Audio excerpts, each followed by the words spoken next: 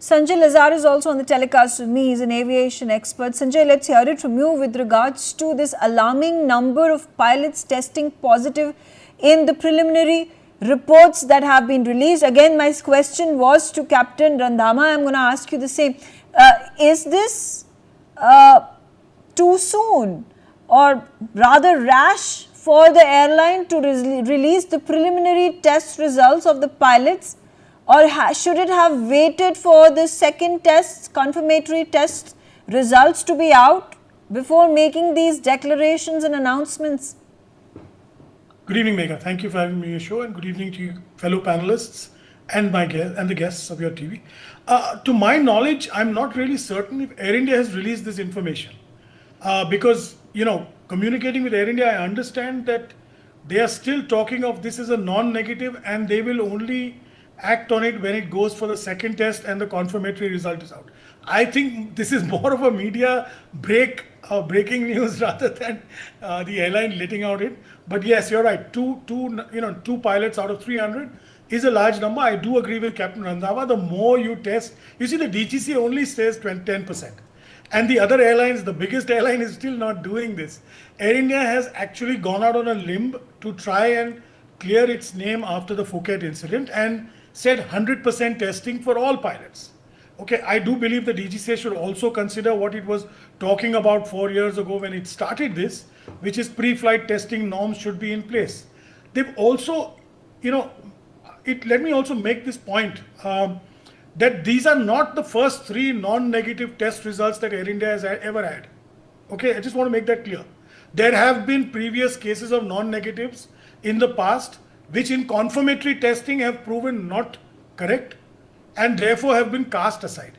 So, for us to jump at this moment and say, okay, these 2 guys are definitely on cocaine or definitely that's why my question is to, yes. Is it judicious to actually come out and cast aspersions on these 2 individuals who have been tested positive or non-negative, as you call it, in the initial reports? Of course, the second level of reports, the confirmatory tests are going to happen and the results are going to be released very, very soon. But the larger question, Sanjay, over here, do you think the aviation industry and regulatory authorities in the aviation sector across the globe, whether it's India, America or Europe, need to scrutinize its regulations and rules further and bring about changes in rules? Quick one, Megha. Concrete information, the media got it, the Air India did not release it. So let's make that very clear. Okay, number 2, should the regulations be changed? Now, Captain Randhawa has pointed out, Group Captain Augustine also is here. These are ICAO mandated SARPs. There are regulations in place. Other countries follow regulations. In India, our DGCA regulations are standard. Air India itself has a norm which is stricter than the DGCA norm. Okay, and let me tell you, Air India has a termination policy on confirmatory test. There is no 3-month rehabilitation, come back and check. That is the car. You can do that. But after that, they say goodbye and say, show you the door. Should the DGCA have stricter norms? Of course, I would believe so. Not only for pilots. Please let me make that clear. For cabin crew, for engineers, ATC, let's not make this only about pilots. This is across, operational aviation areas. You could have an engineer who's smacked out or a cabin crew and could be catastrophic. So let's be very clear on that. The number 2 thing is, what should it be? Is drugs easily available in most countries that they fly to? Yes. Overseas, they are in a lot of countries. They are also banned and death sentences given in some countries. So people are careful there. But there's just been a report that has been published in the Malaysian Airlines. There has been a pilot who has been caught not just trafficking drugs, but he himself was under the influence of cocaine. And of course, he has been asked to resign from his position. And of course, there are inquiries that are taking place, and investigation that is taking place, again, legal investigations that are taking place against him. So this is not a one-off incident that has taken place in India. But my question over here is that, Air India's image has been tarnished. The brand that you trust, the Tata brand that you can close your eyes and trust the Tatas.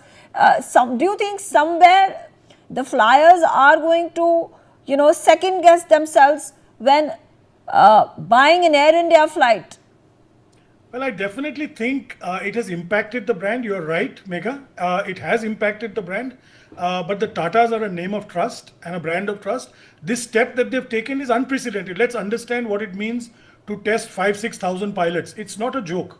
It's an expensive process. It means taking the pilot off duty. They will have some impact, but they've taken it. I've not heard of any other airline in India. Of course, they could very well say that, none of their pilots have ever been caught. But for one pilot being caught, they are now taking such an unprecedented step when the regulator should have been stepping out and saying, okay, all the airlines, let me just see, what you're doing. So I do believe that they will, they were bouncing back after 171. This has put a skid on it. But I'm sure they'll come around with the new CEO coming and things changing. Fingers crossed. Okay. Group Megha, Captain Dr. M.